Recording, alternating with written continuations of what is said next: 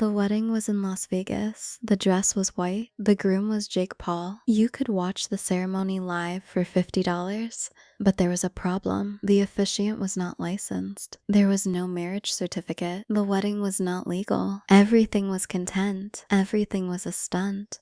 And this girl made millions from that fake wedding. Then she started earning $3 million a month on OnlyFans. Tana Mongeau, the most dangerous woman on YouTube, and her story is much darker than you think. Her real name is Tana Marie Mongeau.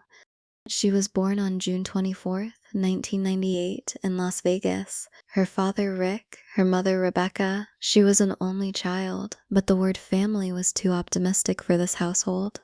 Her father was a man who constantly screamed, started fights, and brought home things he found in the trash. Her mother suffered from social anxiety and almost never left the house. Growing up under the neon lights of Las Vegas, little Tana would later describe her childhood as the worst thing on earth. Las Vegas, Casino City, Party Capital, Sin City, and Tana Mongeau grew up here. They lived in dangerous neighborhoods. Her father's screaming penetrated the walls. Her mother would not leave her room. In second grade, a stalker started following Tana. He was always behind her. Walking to school, walking home, Tana sent him to prison, but the man was released. She believed he broke into her old apartment. Second grade, 8 years old, and she was already not safe. By the time she turned 14, the situation was out of control. The party culture of Las Vegas had swallowed her. She was using drugs. She was going to nightclubs. School meant nothing. She dropped out of Green Valley High School in her sophomore year. Her parents, in Tana's words, they were people who lacked parenting skills. Years later, she would film a YouTube video about her father. Her father would sue her for slander, but Tana had a weapon, stories, and she was about to use that weapon on YouTube. April 30th, 2015, Tana was 17 years old. She uploaded her first video to YouTube. Chaotic, unfiltered, wild. She told stories with titles like, "My stalker broke into my house." Was it real? Was it exaggerated? Nobody was sure, but everyone watched. Because Tana did one thing perfectly, she nailed viewers to their seats. Every story was a thriller. Every sentence was a cliffhanger. And you know what happened next? She would say, and you could not look away. Within 1 year, she had 2 million subscribers. Storytime videos were getting millions of views. I Got Kicked Out of Walmart hit 4 million. My Stalker Story hit 4.5 million. Shane Dawson was her inspiration, and now Tana herself was becoming a phenomenon. But Tana was not just telling stories, she was producing drama. Starting fights, creating scandals, and every scandal made her more famous. In 2017, a scandal erupted that would go down in YouTube history. Tana posted a tweet. She attacked YouTuber iDubbbz. 3 million people subscribe to you, and you openly use racial slurs? Big mistake. iDubbbz hit back. He bought a VIP ticket to Tana's meet and greet in San Francisco. While posing for a photo, he whispered a racial slur in her ear. Right as the shutter clicked, Tana exploded. Security came. The video hit the internet. Millions watched. The internet split in two. One side supported Tana. The other side sided with iDubbbz. The debate raged for weeks.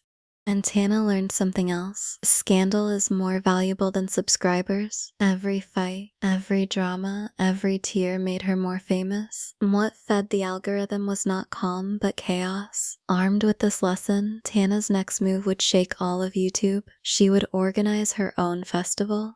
Its name, TanaCon, and this festival would become one of the biggest disasters in YouTube history. In 2017, VidCon refused to give Tana featured creator status. Tana took it personally. Her decision? Build her own festival. Same day as VidCon, same city, a direct competitor. May 26th, 2018, TanaCon was announced. Anaheim, California.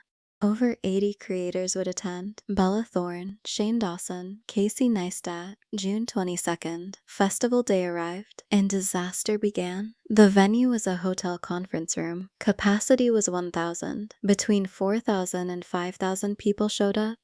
Tana claimed 20,000, but the real number was different. People were stuck outside, waiting for hours under the sun. No water, no food. Security was inadequate. The fire marshal shut it down. Day 1, the internet exploded. TanaCon is YouTube's Fyre Festival. Headlines were everywhere. Tana cried. She apologized. She promised refunds. Shane Dawson filmed a 3-part documentary. Everyone thought Tana was finished. They were wrong, because Tana had turned chaos into her brand. 2019. 1 year after the TanaCon disaster, Tana was rising again. Her MTV reality show, No Filter, Tana Turns 21 was filming, and in April the bomb dropped. She started dating Jake Paul. 2 months later they were engaged. Nobody believed it.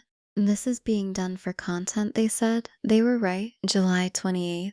2019, a wedding in Las Vegas, the graffiti mansion, a massive pink and white flower wall. Tana walked down the aisle in a white dress. Jake waited as the groom.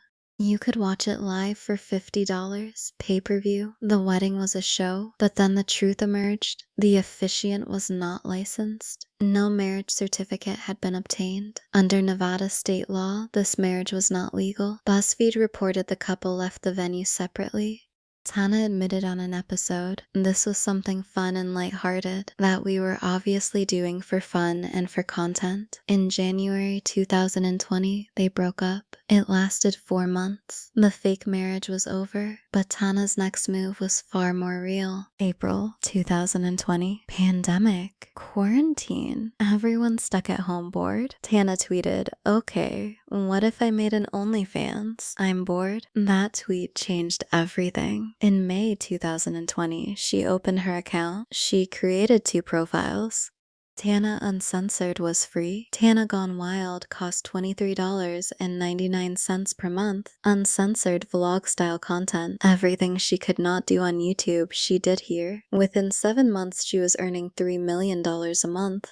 A trophy arrived from OnlyFans. Congratulations, top earner. Why was she so successful? Because Tana was already unfiltered. On YouTube, she pushed boundaries, but the platform censored her. OnlyFans removed the censorship, and Tana's loyal audience was ready to pay. She told The Cut, if I am drunk and throwing a party and wearing a see-through shirt, I might as well monetize that. And she added, so many men on the internet sexualized me for so long against my own will. I finally thought I might as well make $1 million off of it. The numbers grew. In April 2021, her earnings reached $6 million.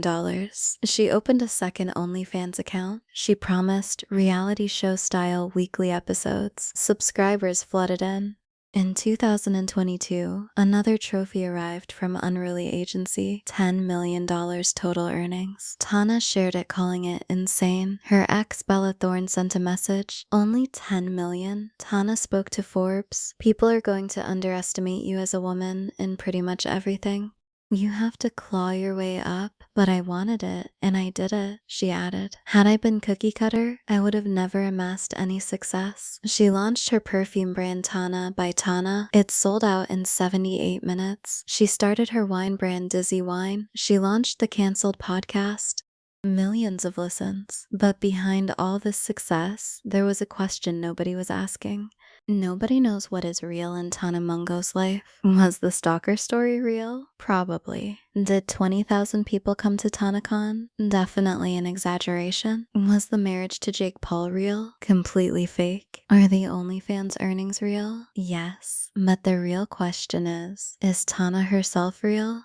Was her childhood truly that bad? Her father sued her for slander. That tells you something. Her relationship with her mother, complicated. On her MTV show, she said, my family lacked parenting skills. On her podcast, she said, my childhood was the worst thing on earth.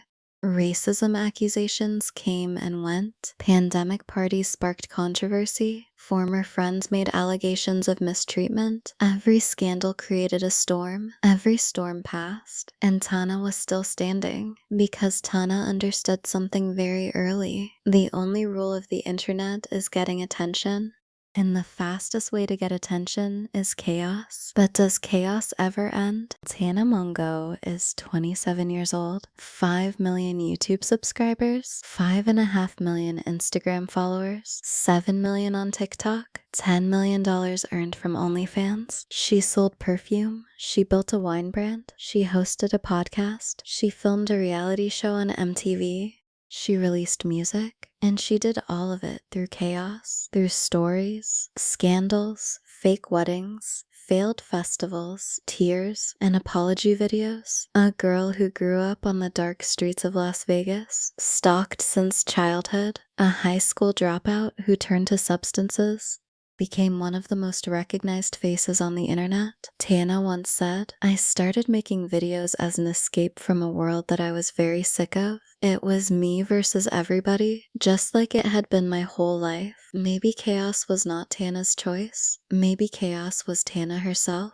She took the chaos of her childhood and carried it onto the internet, and the internet made her a millionaire. Fake wedding, real money. Fake stories, real tears. In the world of Tana Mongeau, do not ask what is real, because maybe the answer is everything.